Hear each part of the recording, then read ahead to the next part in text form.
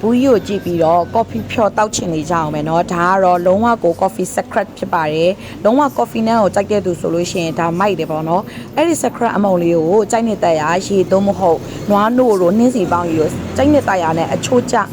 တခါလိမ့်စာလေးဖြော်မယ်ပေါ့เนาะဖြော်ပြီးသွားလို့ရှိရင်မျက်နှာ private area ကနေပြီးတော့မျက်နှာနဲ့ private area လွဲလို့ပေါ့เนาะကြံတဲ့ခန္ဓာကိုယ်ဂုတ်မဲတာဒူးမဲတာတထောင်မဲတာ